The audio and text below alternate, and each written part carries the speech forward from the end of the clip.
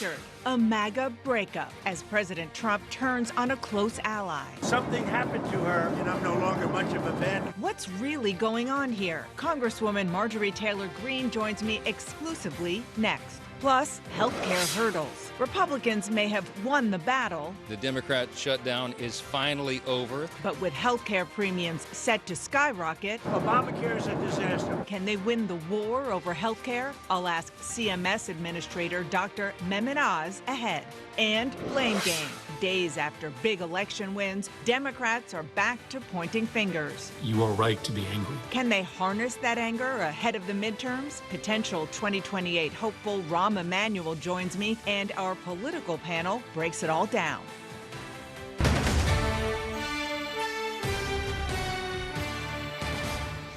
Hello, I'm Dana Bash in Washington, where the state of our union is burning bridges. It's the political breakup heard round the world. President Trump severing ties with at least one of his closest allies, declaring, "I am withdrawing my support and endorsement of Congresswoman Marjorie Taylor Greene," even calling for primary challenges against his one-time loyalists and attacking her as, quote, wacky, a ranting lunatic, a rhino, and a traitor. This is days before the House of Representatives is set to vote on releasing the Epstein files. It's a stunning breach between two MAGA leaders, one of whom is here with me now exclusively for her first interview since the president cut ties. Republican Congresswoman Marjorie Taylor Greene of Georgia, thank you so much for being here. As you just heard, and I know you saw, the president says he's withdrawing support for you, encouraging primary challengers. You were one of his biggest supporters. What do you think happened here? Well, Dana, thank you for having me on, and that is true. I stood with President Trump when virtually no one else did. Campaigned all over the country, spent millions of my own dollars helping him get elected, and I think that's incredibly important. And I do support him and his administration, and I support them in delivering the campaign promises we made to the American people. His remarks, of course, have been hurtful. However, I have something in my heart that I think is incredibly important for our country, and that is to end the toxic fighting in politics. And this has been going on for years, and it has divided our country, split up friends and families, neighbors, and it's not solving our problems. The most hurtful thing he said, which is absolutely untrue, is he called me a traitor, and that is so extremely wrong. And those are the types of words used that can radicalize people against me and put my life in danger. What do you think happened? What do you think is the reason for this?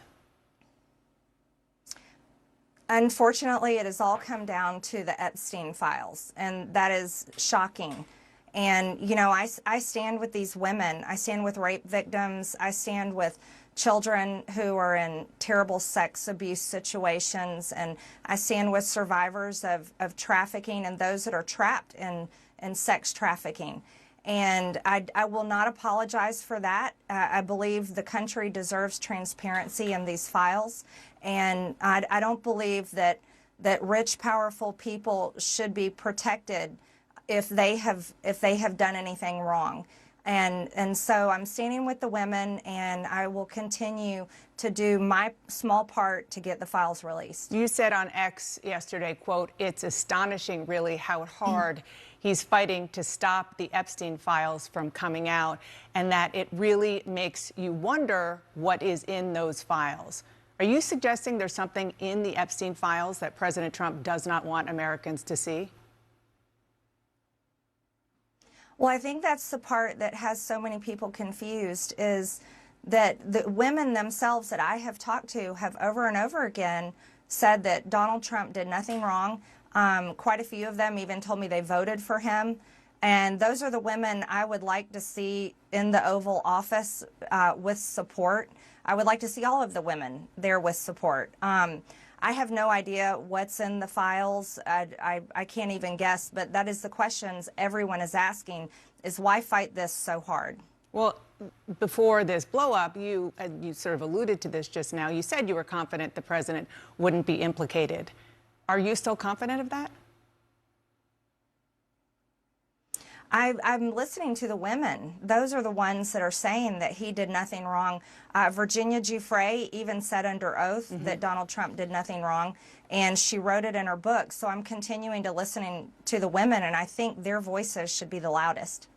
The president said the reason that you have been critical of him is not necessarily Epstein, but because he pushed you not to run for the Senate or for governor in Georgia. How and when did he do that?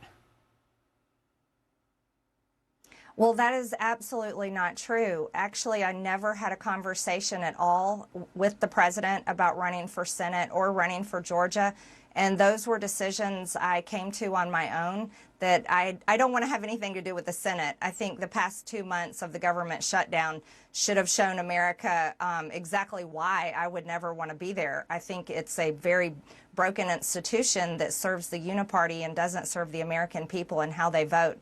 And I decided that I didn't want to run for governor this cycle either. I very much want to do the job that I'm in. Everyone else says I'm running for something, but all I want to do is serve Georgia's 14th district, and I'm very grateful for that opportunity. So he said it pretty explicitly. Are you saying he's lying, or did he at least get that message to somebody on your political team instead?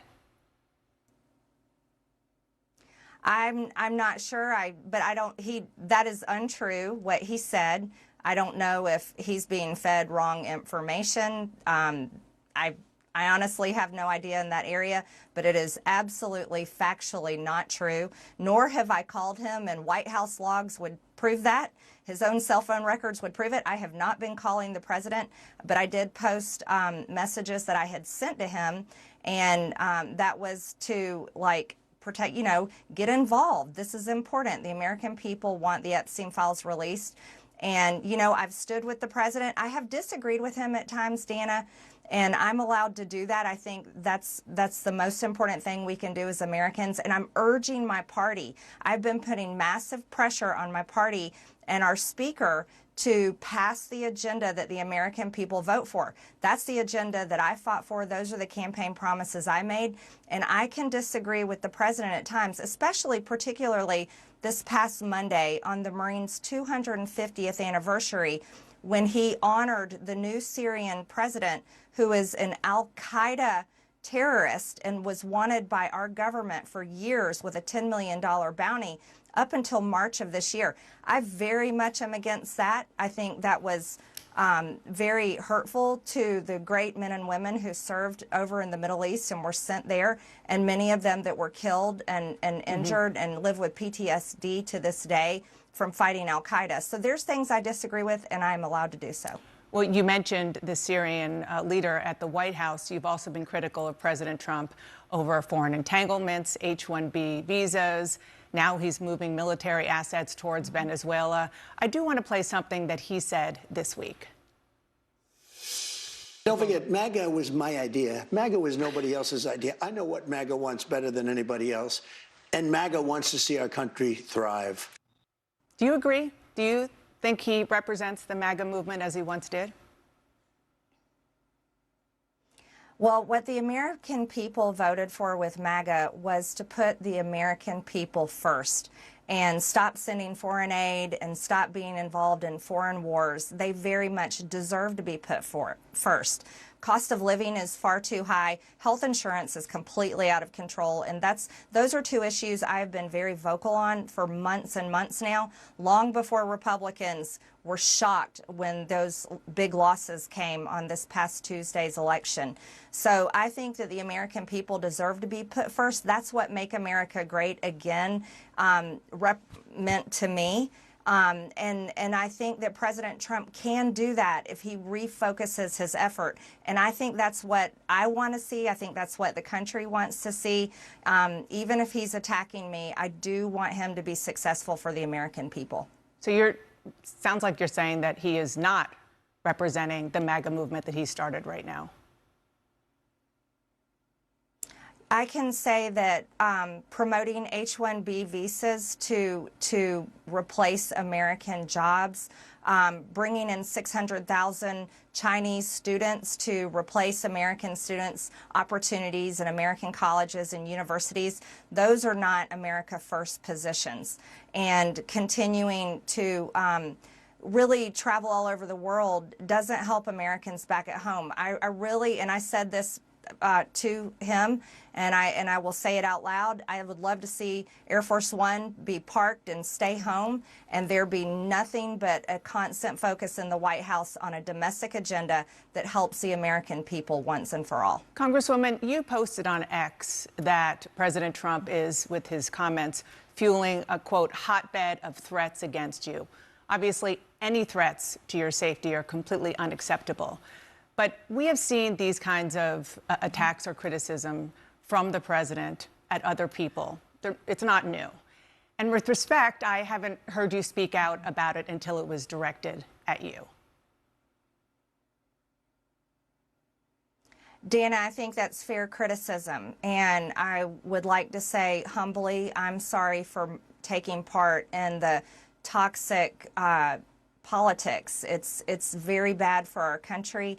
And it's been something I've thought about a lot, especially since Charlie Kirk was assassinated, is that I'm only responsible for myself and my own words and actions.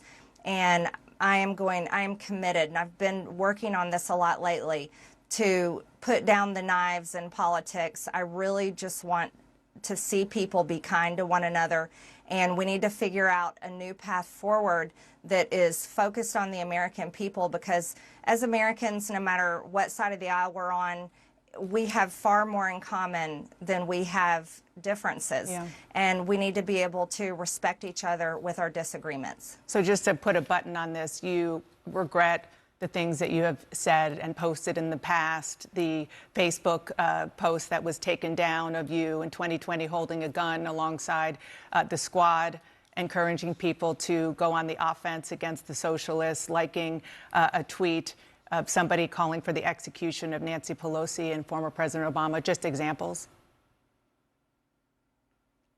Well, Dana, as you know, and many people know, I addressed that back in 2021. And of course, I never want to cause any harm or anything bad for anyone. So that was addressed back then, and okay. I very much stand by my words I said then, and I stand by my words today. I think America needs to come together and end all the toxic, dangerous rhetoric and divide.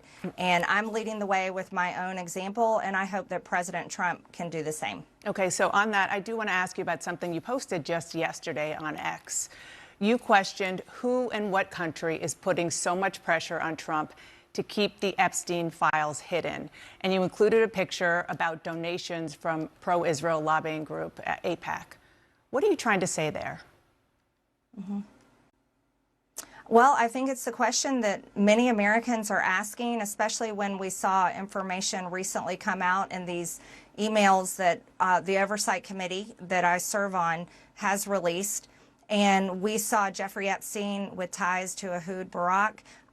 We saw him making business deals with them, also business deals that involved the Israeli government, and seems to have led into their intel agencies. And I think the right question is to ask is, was Jeffrey Epstein working for Israel? And I'm proud to say I don't take money from AIPAC. I don't take money from any special group of people. I'm just representing my district and the American people, and so that's what I was referring to. I just want to be clear. Are you saying Israel is pushing the President of the United States to cover up the Epstein files? And what evidence do you have that that is the case? I simply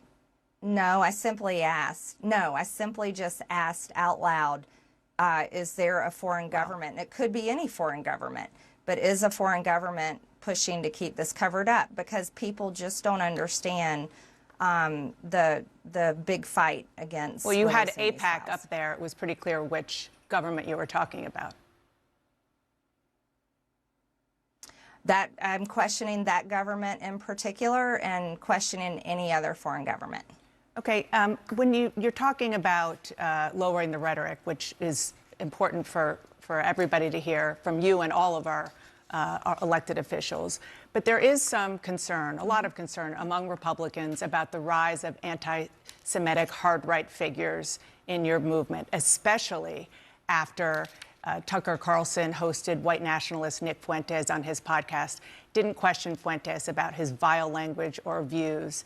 You did speak at a conference hosted by Fuentes back in 2022. You were criticized, and you said then that you didn't know about his views. Well, Fuentes talked to Carlson about that in the interview. Listen to what he said. Well, again, with Marjorie, I was a friend of hers, and she spoke at my conference, and then the day after, she pretended like she didn't know me. She pretended like she didn't know me and lied and said I had no idea the conference I was speaking at. She knew exactly what it was. What do you say to that? Well, first of all, I defend every single person's free speech rights. I think that's incredibly important. So I don't apologize for that, and I don't believe in canceling people. And I think it's important for people like Tucker Carlson and yourself to interview everyone. I don't believe in trying to cancel someone by refusing to interview them and question them. And I did speak at his conference back in 2022. However, I don't know Nick Fuentes. He's someone I've never exchanged text messages with or phone calls, but I did speak at his conference. That was the first time I had met him that day, and that was it. But I did watch the interview. I watched the full interview with Tucker, and I admire him for interviewing many people as well as exposing a lot of powerful information. I hear what you're he saying. does on his show. I hear what you're saying about free speech. I mean, count me as guilty as a proponent of free speech. There's free speech, and then there is hate speech. And this is a man invited on a really prominent conservative show who said, even during that interview, he had a problem with, quote, organized Jewry, and he wasn't challenged on it. In the past, he has denied the Holocaust, called Adolf Hitler effing cool, talked about the fact that he thought Jim Crow was just fine, and on and on.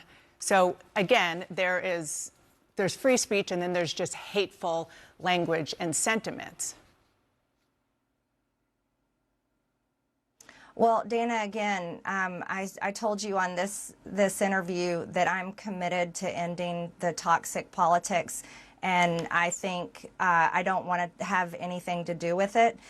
You should have Nick Fuentes on your show, and you could ask him questions about that. I myself am not anti-Semitic. I have never criticized the Jewish people or said anything about them in particular. I am critical of the government of Israel, and I can criticize any government I want to in the entire world, as well as our own. And a lot of the times I am criticizing our own government for failing the American people. And I think that needs to be the focus, and that's the most important thing people care about, is being able to afford groceries, housing, health insurance, and having a good quality of life. Yeah, and I hear you saying you're not anti-Semitic, and you've said it before, and you know, some of the posts that you have put up, which you have apologized for, certainly have tropes in them that have been used historically against Jews. But I do want to end this conversation with a question to you, and that is, do you see a situation where you and President Trump can make up? And if not, do you think you have a future in the GOP? Well, I certainly hope that we can make up. And there's, you know, again, I can only speak for myself. I'm a Christian, and one of the most important parts of our faith is forgiveness, and that's something I'm committed to. That's why I can easily come on your show that is watched all over the world, and I can say things I'm sorry for, and I can try to set an example of how I think we should move forward as Americans. And so, of course, on my end, I believe in that, and I certainly hope to see that happen. Congresswoman Marjorie Taylor Greene, I appreciate you coming on this morning. Thank you so much. Thank you, Dana. And my next guest says he fully believes President Trump has a plan to replace Obamacare. So what is it?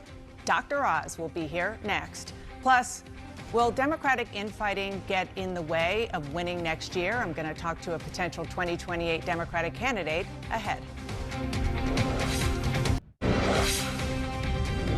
Welcome back to State of the Union. Republicans successfully ended the shutdown, Now comes a really hard part, figuring out what to do about health care costs when enhanced Obamacare subsidies expire on December 31st. Here with me now is one of the president's top medical advisors, the administrator for the Centers for Medicare and Medicaid Services, Dr. Mehmet Oz. Thank you so much for being here. Appreciate it. The president said he will be willing to talk about these subsidies once the shutdown is over. The shutdown is over. So is he willing to extend the subsidies at all? I think the president's willing to look at all options, but we have some major flaws with the way these COVID-era subsidies were added. And just so everyone's on the same page in this issue, our goal is to get people covered. Especially we want people covered who are trying to work. They're trying to climb their way up financially as they get jobs and evolve. How do you do it wisely? So the original Obamacare had fundamental flaws in it. For example, when you make more than 4 times poverty, there was not an ability to get continued enhanced subsidies. But there are other issues that were also present that the Democrats tried in early COVID to rectify by throwing money at it. The problem with the approach that was taken, and if it was a great approach, I actually think they would have made those changes permanent. The fact that they're designed to expire now is reflective of the fact that the current system is not the system that anyone really thought would work long term. It creates incentives for fraud. And I'll just give you one example because I keep reading about this in different contexts, but you can understand it in a very straightforward way. Health insurance is different from other kinds of insurance. You don't want to use your fire insurance because you don't want your house burning down. Health insurance you tend to use every year. In fact, on average, 80% of people use their health insurance during the day. If you're watching right now, think about whether you filled a prescription, went to a doctor's office, you use your insurance. So let's say 20% of the time you don't use your insurance. That was also the number for the Obamacare exchanges. That number has now doubled. Doubled. We have last year 24 million people on the exchanges. 11 million people never filed a claim. So I hear you talking about how complicated it is and there is potential for fraud. But the reality is time's ticking. And there are people who are really going to suffer because the system is the way it is, unless these are at least extended temporarily while you try to figure out a reform. Will that happen? Will you encourage the president to do that? There are ways for us to continue to cover Americans without allowing the widespread fraud. And I don't want to underplay this. 4.4 million people right now, we believe, are getting full insurance coverage with the Obamacare. Many of them don't know they have that coverage. They're duly enrolled both in Medicaid and the ACA. Can you fix that? It's the middle of November. Can you fix that in the next 5 weeks? Well, we can definitely put in incentives to remove that as a possibility. I'll give you a good example. Get people to pay $5. $5. Is that too much to pay a month? Paying $5 a month means at least you have to opt into the program. You can't get falsely put on the program by some broker without you knowing about it. So are there conversations about doing things like you just said with the Republicans in Congress, maybe even with Democrats, in order to get these subsidies at least extended in the short term? There are discussions around extending the subsidies if we deal with the fraud, waste, and abuse that right now is paralyzed in the system. There are ways of using our money wisely by putting it in the pockets of Americans. There are things we actually put into the One Big Beautiful Bill, like these CSRs, which are these cost-saving reduction tools that make insurance more efficient. That would have saved us a lot of money that the Democrats took out. So there are already ideas we've put out there. We would have saved 10% on premiums if we'd allowed these CSRs to be enacted in the One Big Beautiful Bill. By not putting them in there, we're forcing people to pay more. Dana, the big question is this. How do we insure people but make it sustainable? I'm passionate about this. I'm a heart surgeon. I want people having coverage when they come to see me for life-saving heart surgery, or else I'm fearful they won't get that care. But how do we do it in a way that makes the program sustainable for decades to come? So we don't fight this battle every single year. Yeah. Just to be clear, again, this isn't a hypothetical. In the short term. This is why I'm so focused on it, because the deadline is where it is. I want to play something from Donna and Chris Vetters. They have monthly health care payments that are expected to skyrocket from $401 a month to $2,000 a month. Listen to what they said. It's just impossible. There's no way we're going to have to give up our health care. The increase in the health premiums would be half of my income. It's literally rolling the dice on whether we live or die at this point. So again, what can the president and Congress do right now to help people like the Vetters? This is the concern I've had from the moment I took my oath to run CMS. We have, under Obamacare, a system that had a cliff at 400% of the poverty level. That couple, I can almost guarantee you, is making over $100,000 a year. At some point, the Obamacare system just stopped paying for your insurance. They assumed you would just pay for it yourself. The extended subsidies covered them temporarily. It was designed only during COVID, during a crisis. But we still don't have a marketplace in America to help couples like that. We want to try to craft that. There are ideas that would allow us to do that. For example, we could give them the money instead of giving it to the insurance companies. So that's a conversation that has been happening about giving. The president has said there are billions of dollars that the government could send directly to people to purchase their own much better health care. How would that even work? Well, we don't have market forces at play right now. Think about, what is it called? It's called the Obamacare Exchange. It's a marketplace. What does marketplace mean? People actually have a role in a marketplace. They make decisions about what they value. It was originally designed to be 50% truly people from the private sector, like that couple, coming in, and then 50% government subsidized folks who couldn't afford their insurance. We have priced the systems now so heavily with government subsidies that they crowds out the private sector. How would a check, getting a check in the mail, actually work? If you had a check in the mail, you could buy the insurance you thought was best for you. Right, but how would the government actually make that happen? Oh, we could use health savings accounts. There are different tactics, flexible savings accounts. There are tools that exist right now that we could use. The question is that the best way for us to use taxpayer dollars? And this is critical. Is it sustainable? If we truly create a marketplace, can people use that money to wisely use their power to buy insurance that helps them? What I'm hearing you saying are some fixes. And I know that you said it 3 weeks ago in an interview that you believe the president has a plan to replace Obamacare. Is that what you're getting at here? Because this is certainly something that the president and Republicans tried to do in his first term and didn't succeed. Are you going to restart that? I actually did not say I was going to replace Obamacare. What I said was there are many ideas out there. Some of them could replace Obamacare. Many of them will not. There's tactics that we're discussing right now. The shutdown just ended. We were held hostage, as you know, unable to even discuss this. We didn't have actuaries in the offices. We didn't have insurance experts. All those folks are back working full speed, and we are giving the president lots of options. We have reinsurance as an option, which is traditionally used to make insurance more affordable. We have tactics that would allow Americans to play a different role than they historically have played in this marketplace. But let me give you one big message because it's critical. At the same time we figure out how to pay for this program, we've got to figure out how to drop the cost of the program. That's why things like the most favored nation drug pricing are so critical. If we don't take proactive stances, as the president has done, to push down the prices of health care, no matter how much money you throw at these systems, it's never going to be enough. We're out of time, but if somebody is watching now worried that they are not going to be able to afford insurance at the end of the year, are you making a promise that the president and Congress will make sure that they can? I'm promising the president is laser focused on this. It's the main thing I talk with him about. Congress as well is all over this. We have got to find solutions that don't just work at the end of this year, but work for years to come. And I do want to come back to this theme. We have ideas that will also drop the actual cost of care by putting pressure, downward pressure on what we're paying for medications. And that's probably a very good example. If you have insurance coverage, but your medications are also better priced, the insurance you buy is enough to buy those meds, you're in pretty good shape. Dr. Oz, thank you so much for being here. Appreciate it. And Democrats are back to pointing some fingers this week. Did their shutdown strategy actually pay off? My next guest, pretty clearly, is looking at running for president in 2028. We'll talk about that and more. Welcome back to State of the Union. The Democratic Party is in a bit of disarray. Stop me if you've heard this before, but Democrats are pointing fingers at one another after the shutdown ended without their demands being met, just as the party was hoping to project unity heading into the midterms, especially after last week's election. Here with me now to discuss is former Chicago mayor and former White House chief of staff, likely 2028 candidate for president, Ambassador Rahm Emanuel. Let's talk about where your party is right now.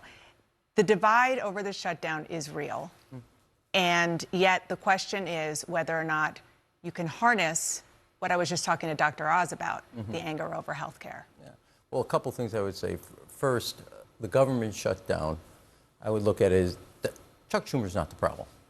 Donald Trump and the rubber stamp Republicans are the problem. Keep your eye on the prize. Focus on what's important. Schumer's not the problem, but you didn't support the shutdown. No, I wouldn't have done that, but that's separate. I wouldn't also voted for this proposal. Second, and most importantly, in this case, in every past case, 1995, also in 2013, The party that forces a government shutdown over a policy, has lost both. In this case, separately, the Democrats lost the shutdown but won the politics. And the Republicans won the shutdown but lost the politics. And what I mean by that is, yes, you got the government back open, but healthcare has risen to the top. President Trump showed his true colors to the American people. He's at the lowest level he's ever been polled at. He's going to be the most dominant factor in the 2026 election. He has shown that he will go to the Supreme Court to deny hungry kids food so he can deny their parents health care. And that, over 40 days, is what's left. The American people, they don't know Chuck Schumer up or down or Democrats like this. Again, nobody does a firing squad in a circle like the Democratic Party. We're experts at that. But what you should remember is, in 40 days, the longest shutdown, the American people saw what the Republicans and the president would do. And so in 2026, that's what's going to matter most. What now is exactly what I would say in focusing on Dr. Oz. You have been talking for 6 years, Mr. President, about a health care plan. Put one out that controls costs and gives people coverage and deals with pre-existing condition. Never once has there been, for all the criticism, a plan by the Republicans. They say they want to do it. Welcome into the deep end of the pool. It is really hard, having actually taken on the insurance companies to give 10 million kids health care, and then also fought to help President Obama create Obamacare. It is very difficult, but you have to deal with it because it's more difficult if you don't deal with it for the American people. And Dr. Az used his point. He said he was held hostage. He wasn't held hostage. The family that you had on there, they're the ones held hostage by the insurance companies. And we have to deal with it. It is right in the 6 years since President Trump has talked about the fact that he would have a plan to replace Obamacare. So Obamacare does need to be reformed, you're saying? No, what you have to do is reform the insurance companies. And this was a lifeline not only on coverage, but also on controlling costs that have exploded. Since Donald Trump says in 2017 he's going to have a plan, healthcare inflation is up 70% and still no plan. I want to ask you about what's going to happen in your former place of work, the House of Representatives, this week, one of your former places of work. The Epstein files, the vote is going to happen. Do you think that Democrats should stay focused on this issue, or does it take away from the affordability message that clearly helped Democrats do well last week? Here's what I think, and I would take a step back because I think the Epstein files, and yes, the short answer is to the first part of your question, Democrats should stay focused on it because the American people are interested, and it's about powerful people getting away with a bloody murder, and they need to be held accountable. Number two, I think what's more important, when you look at the fissures on the Republican side on this issue, you're entering for the first time, if you step back and take a wide lens view, Donald Trump is the most dominant factor in American politics since 2015 to now, when he walked down the golden escalator. His days are waning, clear and present danger, but you're basically dealing, when you look at the Republican Party, a post-Trump MAGA world. Marjorie Taylor Greene, Epstein files, Indiana and Kansas won't follow him on redistricting. The cracks are beginning to appear. Our side, Donald Trump has been a dominant factor. The only thing that we think about is how to fight Donald Trump. We have to begin as a party to think about how we fight for America, not just fight Donald Trump. How do you fight for a middle class that has been forgotten and left on the side of the road? How do you fight the fact that 2/3 of our kids can't do reading and math at grade level and every one of their competitors around the world can? We have to get to a place not just about Donald Trump, but about America and its future. And the most important thing for that argument is 2028 will be the first election in 20 years that will be about the future, not the past. And that will be liberating for this country. Rahm Emanuel, thank you so much for being here. Thank you. Appreciate it. And are we witnessing the breakup of the MAGA movement in real time? My panel weighs in next. Welcome back to State of the Union. What does the explosive falling out between Donald Trump and Marjorie Taylor Greene mean for the larger MAGA movement? My panel is here now, and Scott Jennings, who I should say, has written a terrific book. Where am I? There we go. A terrific book, which we'll talk about in 1 second. What did you think about what Marjorie Taylor Greene told me? And specifically, she said that the president is effectively lying when he said that he told her not to run for the governor's mansion or the Senate. Yeah, well, I think it's technically true, based on what I've heard and what I know, that he didn't tell her not to run. But What she didn't say was that he sent her a poll privately, discreetly, and it had information in it. And it showed her down 20 points to Jon Ossoff. And so in politics, when you want to send a message to someone that you like or that has been an ally, you don't embarrass them publicly. You privately send them information and show them what the reality is. And so I think it's true that he didn't tell her not to run, but it's also true that he did her a big favor, which is to show her information that a candidacy statewide in Georgia for her would have been a disaster. Congresswoman, thank you for being here. I do want to ask about the promise and apology. Promise not to be strident anymore, an apology for some of the language and, sort of violent language and posts that she's put up in the past. As one of her colleagues, what do you make of that? So look, she has been a conflict entrepreneur the entire time that she has been in the House of Representatives. If she is ready to finally understand the way that her messages, the way her rhetoric has impacted other people, then I'm all for it. But it is surprising that it took her being on the receiving end to finally realize that the kind of dehumanizing and demeaning rhetoric is actually terrible for the American experience. So look, I'm here for it. But it's one thing to get on a show and talk about it and be on your apology tour. It's another thing to actually show up and do the work day in and day out. So that's what I'm looking for.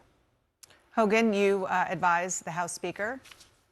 How big of a vote is it going to be on the Epstein files? I think it's going to come and go and be much ado about nothing, in large part because what we found out in the Epstein files that have been released, by the way, by Republicans. We wouldn't be having a conversation about this had it not been for a Republican Congress that put this forward, a Republican administration that put this out, because we all know Joe Biden and his administration had this documentation for 4 years and did nothing with it. It's this Congress that is moving forward to let the American people see everything that went on, not to mention Comer's committee is doing epic work on this, getting things out while protecting those poor women who were so hurt by this monster of a man, Jeffrey Epstein. So I think this thing will happen very quickly next week. I think regular business and regular order will continue. How big? How big what? A vote. I don't know what the numbers are going to be right now. I would imagine some Republicans do vote for it. But again, a lot of them view this as duplicative because we already have a committee that's doing this work, getting this information out right now. You know, I'm going to quarrel with one thing my friend Hogan just said, which is that we wouldn't be talking about this if it wasn't for Democrats. The truth is, we wouldn't be talking about this if it wasn't for Donald Trump. We wouldn't be talking about this if Donald Trump had released the information when people asked for it in the beginning and not been protecting whoever it is he's protecting or whatever it is he's protecting that he doesn't want people to know. But in politics, there's sort of rules. And one of those rules is if you got an easy answer, you get it out quickly. He has not been getting it out, so it hasn't come out quickly. And I just want to say on Marjorie Taylor Greene, before we move too far past that, she seems like she's trying to get off the sort of crazy, toxic wagon, but she keeps falling off that wagon. She can't quite get herself right on the issues. And so you saw in your interview, I mean, she took some pretty wild divots into anti-Israel land and couldn't quite get herself back into the place where she was sounding normal and trying to be welcoming. I think that we are, Sunday morning, I'm the son of an AME pastor. I'm all about sinners having a future, right? Saints have a past. But I'm not quite sure that we're going to see Marjorie Taylor Greene in the same place a week from now than she is today. It is interesting. I really do think it started with that political engagement. When they sent her that poll, that's when you start to see everything change. She opposed the president on his Middle East policy, attacking the Houthi rebels, attacking Iran. She's opposed the president on deportations this summer. So she's sort of become a policy opponent of the president, but I think it really all started with that political engagement, and now she's one of his most frequent critics on some of what I would argue has been his biggest successes this year. And if you want to count yourself as an ally of the President of the United States, it's not great to go out and run out to The View and other places and crap on him 24 hours a day. I mean, that's essentially what she's become. It's a well-worn path. A lot of other Republicans who've turned on the president have done that too. But there's a difference here, Scott, which is that you have only 3 women within the Republican conference who are willing to take a stand on the discharge petition related to the Epstein files. And you have a president that has been hauling those women up to the White House to try to get them to stand down.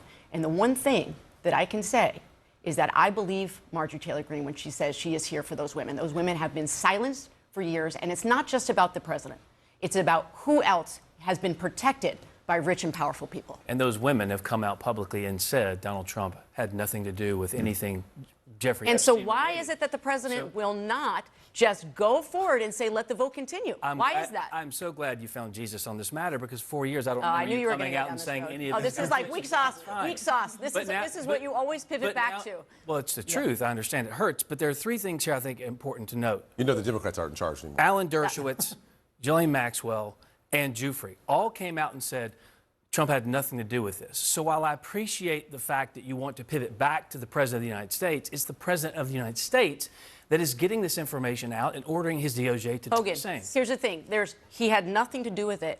Was he fully aware of what was happening? It seems clear by the emails that came out this week that he knew that Jeffrey Epstein was actually clear that way. Actually, he did know some things, which is why he excommunicated Jeffrey Epstein. And there's now evidence that Trump may have been the person who was telling the authorities. Scott, you're eating into our book time. Let's talk about it. Everyone, mark it. Revolution of common sense. That's right. Donald It's time Trump to shill for your book here. stormed Washington and fought for Western civilization. Here's a quote. The era of the scripted politician is over, and the ones who succeed in the future will authentically speak in their own minds instead of someone else's. Trump blazed a trail, and it will be fascinating to see if anyone in either party can ever approach replicating the connection he has with his people. What's the answer to that question? Well, I don't think you'll ever be able to replicate Donald Trump. Carrying the coalition forward, will be left to others. But replicating this moment, replicating the last 10 years, replicating the authenticity, he has changed politics, he's changed media. And frankly, what the book is about is that he revolutionized governing. When he came into this Trump 2.0 term, he picked the right team, they had a plan. I mean, he really hit Washington before it got out of bed in the morning, and he hasn't really stopped. The book, I picked out a lot of topics where he just... they knew what they wanted to do. They apologized to no one. They waited for no one. They don't respect old arrangements. And most people that I know that voted for him can't believe how much he's been able to get done. You know, he's breaking the rules, Donald Trump, but he's also breaking the system. And that's the problem that I think a lot of people have. If Donald Trump just came to office and he decided he wanted to build a ballroom, people would say, fine. But the problem is he's not going by the system that actually determines what we get to do with our government building. So he just takes a wrecking ball to the White House. And I got to tell you, I'm hearing about that from people. Now he wants to paint the executive office building. I mean, we're seeing it in all the different ways, not just the cosmetics of what's happening in Washington, but the system of what's happening. Even the British intelligence agencies don't want to share intelligence with us, and they're one of our greatest allies. This is a big problem for the country. I thought that I would never agree with Scott Jennings on anything, and I believe that you're right. It is about authenticity, but it is also about actually supporting and defending the Constitution, which we're not seeing right We now. have to. Amen. We have to go. It's a terrific book. Yeah. Lots of great narratives in here, including that meeting that you went to with the president and his national security team. It's There's a wild. teaser. Tonight, the world had never seen a prime minister like her. From grappling with the pandemic to mass shootings to giving birth while in office, take an intimate look into the extraordinary political career and life of New Zealand's former leader, Jacinda Ardern, in the CNN film Prime Minister. Premieres tonight at 9 p.m. on CNN and the next day on CNN All Access. Thank you so much for spending your Sunday morning with us. Fareed Zakaria picks it up next.